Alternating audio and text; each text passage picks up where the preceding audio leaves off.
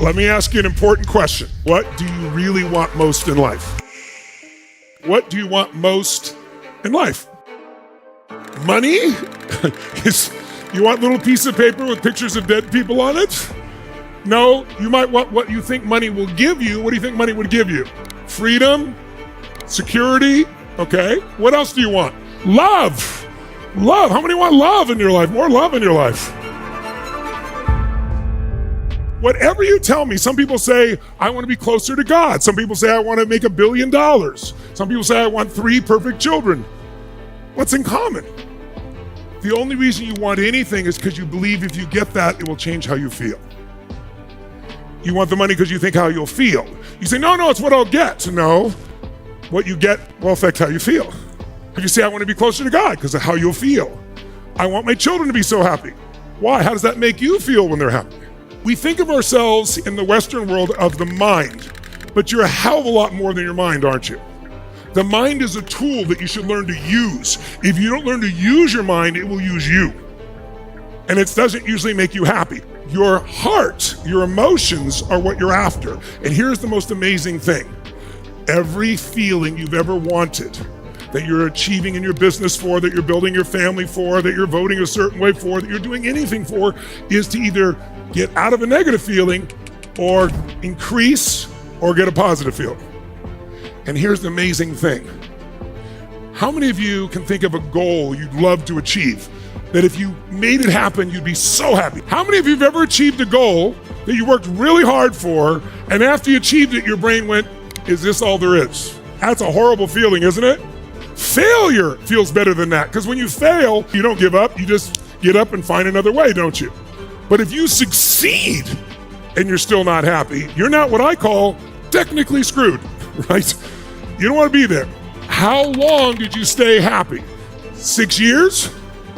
A year? 6 months? 6 hours? So here's the crazy thing. You did all this to change how you feel. It worked for a little while and then you went back. Do you know they've done studies on people and they ask people around the world, what is your number one fear? And then they say, what would be the greatest gift or surprise? The greatest gift that most people in the Western world say is to win the lottery. It's the number one answer. Hundreds of $1 million, it changed my life. The number one thing people say that would scare them, the thing that would be the worst thing to happen, would become a quadriplegic. Now, interestingly enough, they've done studies on people who win the lotteries and done studies on people who are quadriplegics. And one thing they found out was really interesting. 3 years after either winning the lottery or becoming a quadriplegic, who do you think is happier? The quadriplegic or the person who won $100 million lottery? Which one? Well, it's kind of a trick question. It's kind of a setup, right? Neither one is more happy. Because after 3 years, their brains adjust. The person who can't even move, if they move their finger, they now get excited by that if they're not drugged. And the person who, was in a position where they won the lottery, has all these people want something from them, and they're usually fairly angry. They return to the same level of happiness they were before. So how do you and I have an extraordinary quality of life? We learn that what we get will not make us happy, not long term. Who we become will make you very happy or very sad long term. And so the purpose of a goal is what it makes of you. But also, if you learn to use your body the right way, these emotions you want most, you can have right now. When you finally achieve that goal, who's going to make you feel like that? Who's going to make you feel that way when that happens, when you achieve the goal? Who? You.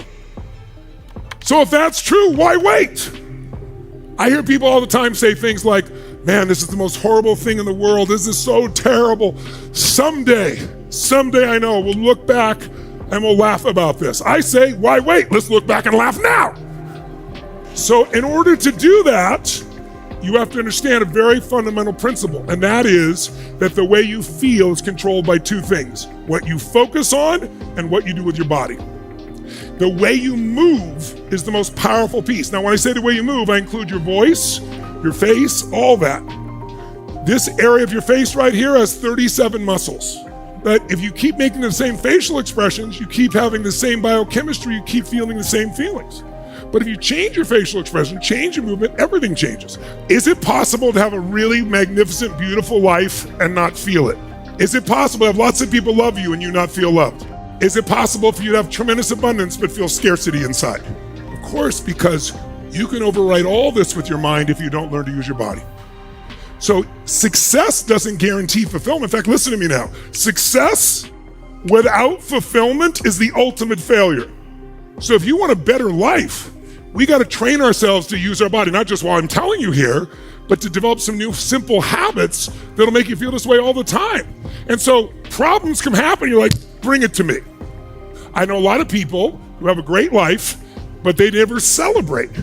How many have done this? How many of you have ever had something happen where you really achieved something great, you were really excited, but you toned it down around other people because you didn't want to make them feel bad? But here's what happens. When you have a great success and then you try to make yourself not feel too happy or excited around other people, does that make things better for them? No. Does it make them better? No. Does it make them grow? No. But here's what it does do. It teaches your brain it's not good to be too happy. And then that becomes a habit. So even when you succeed, you never fully celebrate. So I've worked with so many multi-billionaires that come to me and they're miserable, or people that are people you think would be the happiest people in the world, very famous celebrities in music or in movies or athletes. And they're miserable inside because they don't celebrate. So Michael Phelps is a good friend of mine also. Michael Phelps has more gold medals than most countries. And he was depressed all the time because he'd get to the goal and just achieve it and I have to do it again. So one of the things he had to learn was how to train his nervous system to actually celebrate, because he didn't celebrate for long. He celebrated for a second. Work his life for 8 years and then celebrate for a millisecond. So let's try a little experiment. What if you developed a new belief? And the new belief was, I don't need an excuse to feel good. You go, well, that sounds stupid, just to be happy for no reason. Well, really? Most people are unhappy for no reason. How's it going? Feel like, how come? Woke up. But how you feel? I'm feeling so good. Why do you feel good? I don't know. I just feel good. Take that person to the funny farm, right? There's something wrong with them. So I'm telling you there's something wrong with us in our culture, which has caused us to not celebrate and feel more alive. Because by the way, when you're in a great state, you treat other people better or worse. Better or worse. When you're in a great state, you perform at a higher level or a lower level? Which one? Higher level. When you're in a great state, you're better in every way. So it's not about being positive. It's about being intelligent. It's stupid to allow yourself to stay in a lousy state. You go, Tony, but with all the problems in the world, by you going into a lousy state doesn't make any problem get solved. It lowers your energy so you'll do nothing about it. So it's our job to train ourselves.